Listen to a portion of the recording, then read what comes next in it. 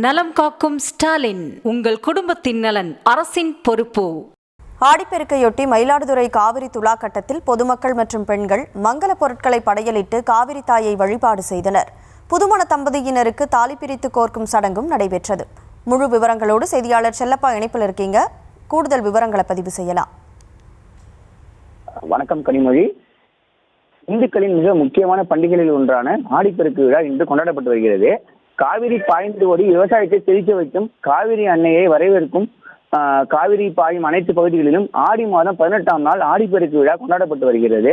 அந்த வகையில இன்று மயிலாடுதுறையில் உள்ள உலக புகழ்பெற்ற காவிரி துலாக்கட்ட காவிரி படித்துறையில் ஏராளமான பெண்கள் காமாட்சி விளக்கில் தீபமேற்றியும் தலைவாழை இலை விரைத்து காப்பரிசி கண்ணாடி வளையல் தாலி கயிறு மாவிளக்கு தீபமிட்டும் மஞ்சள் குங்குமம் மஞ்சள் நூல் காதாள கருகமணி பேரிக்காய் விளாங்காய் வாழைப்பழம் உள்ளிட்ட பழங்களை வைத்து படையிட்டும் கூடமேற்றி தீபாரணை செய்தும் காவிரி தாயை வழிபட்டனர்.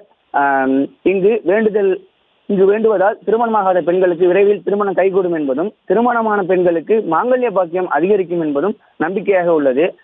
அதனைத் தொடர்ந்து பெண்கள் மஞ்சள் நூலினை ஒருவருக்கொருவர் மாறி மாறி கைகள் மற்றும் கழுத்திலும் கட்டிக்கொண்டு காவிரி தாயை வழிபட்டனர். மேலும் புதுமண தம்பதியினர் தாலி பிரித்து கட்டிக்கொள்ளும் பாரம்பரிய சடங்கும் காவிரி ஆற்றின் கரையிலும் நடைபெற்று வருகிறது. மேலும் அதிகாலை முதலே இங்கு ஆயிரக்கணக்கான பொதுமக்கள் காவிரி துலாக்கட்டத்தில் 2 கரைகளிலும் பூஜை நடத்தி வருகின்றனர்.